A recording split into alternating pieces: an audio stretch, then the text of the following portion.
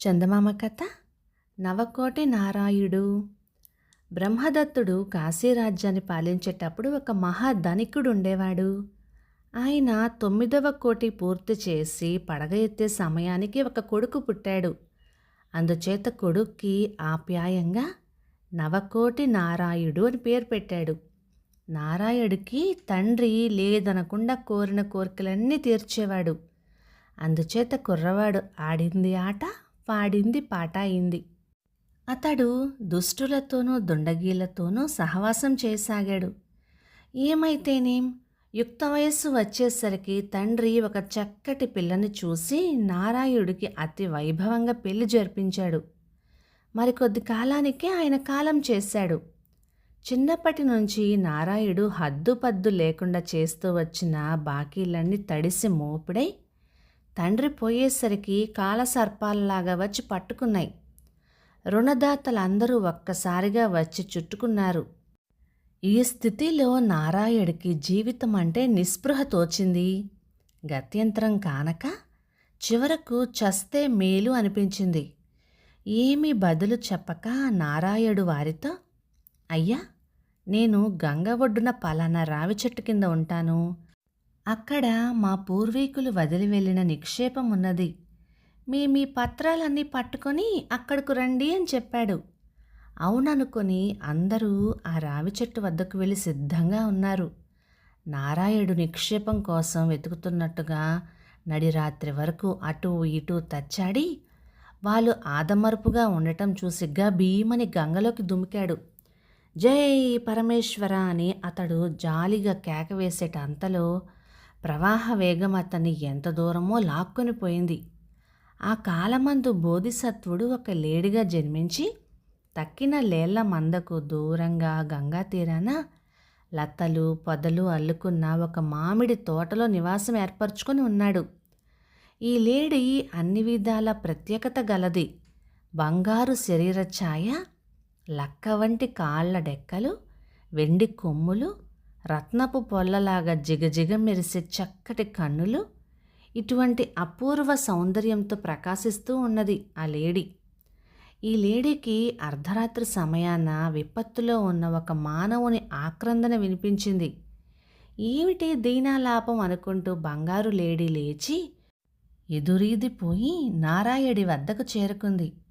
నీకు వచ్చిన భయం లేదు నాయనా అంటూ అది వానికి ధైర్యం చెప్పి వానిని వీపుపైన ఎక్కించుకుని తీరం చేరుకుని తిన్నగా తన బసకు తీసుకొని పోయింది. అతడు తేరుకునే వరకు ఆ లేడీ అరణ్యంలో నుంచి పలాదులు తెచ్చి నారాయుడికి ఆకలి దప్పిలు తీర్చింది. తర్వాత ఒక రోజున, నాయనా, నిన్ను ఈ అరణ్యం దాటించి మీ రాజ్యానికి దోవ చూపిస్తాను, క్షేమంగా వెళ్ళిపో. అయితే ఒకే ఒక్క కోరిక, పట్టపు రాజు గాని మరే శ్రీమంతుడు గాని నిన్ను ఎంతగా ఆకర్షించినప్పటికీ పలానా చోట బంగారు లేడీ ఉన్నది అనే సంగతి మటుకి వెల్లడించవద్దు. ఇదే నా కోరిక అని చెప్పింది. సరేనన్నాడు నారాయుడు. ఈ వాగ్దానం నమ్మి బంగారు లేడీ వారిని తన వీపుపైన ఎక్కించుకొని కాశీ రాజ్యానికి పోయే బాట మీద వదిలిపెట్టింది. సరిగా నారాయుడు కాశీపట్టణం చేరుకున్న రోజునే ఈ చిత్రం జరిగింది. అంతకు క్రితం రాత్రి పట్టపు రాణికి కలలో ఒక సుందరమైన బంగారు లేడీ కనిపించి ధర్మబోధ చేసిందట.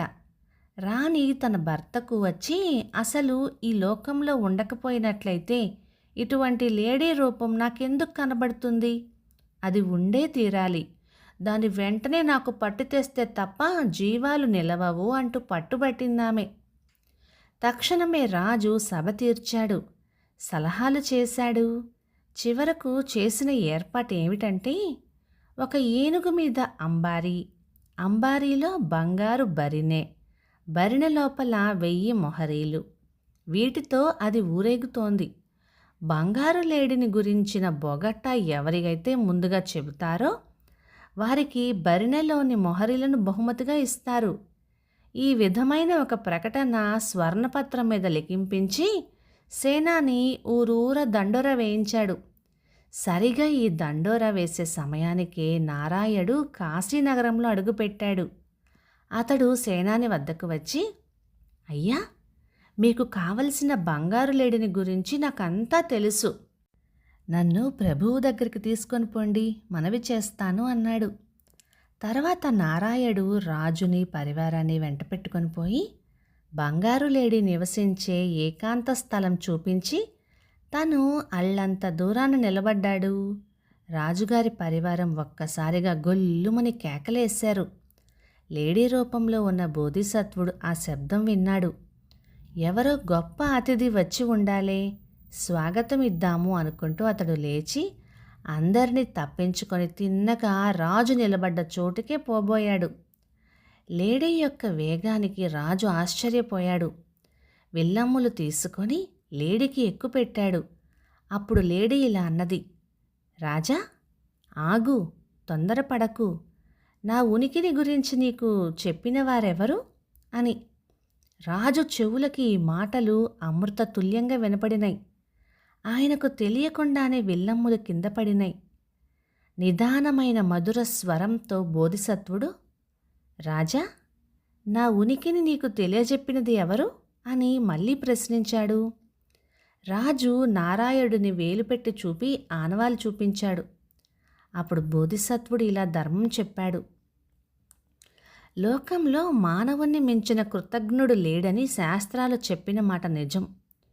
జంతు భాష తెలుసుకోవచ్చు, పక్షి భాష తెలుసుకోవచ్చు, కానీ మనిషి మాట అర్థం చేసుకోవటం బ్రహ్మతరం కూడా కాదు అంటూ తాను నారాయణుడిని రక్షించి అతని వద్ద నుంచి వాగ్దానం తీసుకున్న వృత్తాంతం అంతా రాజుకు వివరించాడు.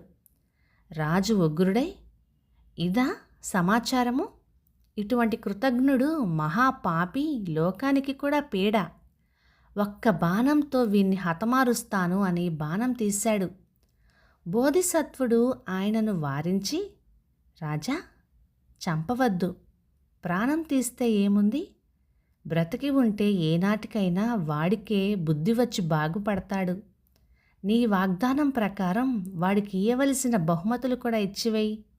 ఇదే న్యాయం అని హితబోధ చేశాడు. అలాగే చేశాడు రాజు. బోధిసత్వునిలోని ఔదార్యము, క్షమ మొదలైన మహత్తర గుణాలన్నీ అప్పుడు బోధపడినాయి రాజుకి.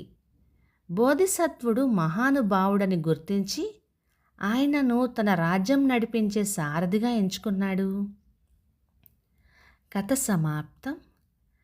ఇక ఈ కథ 1955 మే నెల చందమామలో వచ్చింది. ఇది ఒక జాతక కథ.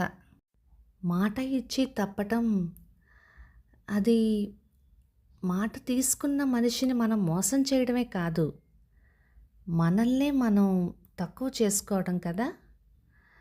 మీరేమంటారు? మంచి చెడు రెండూ ఉన్నప్పుడు చెడునే చూసి బాధపడడం ఎందుకు? మంచి వైపే చూద్దాము.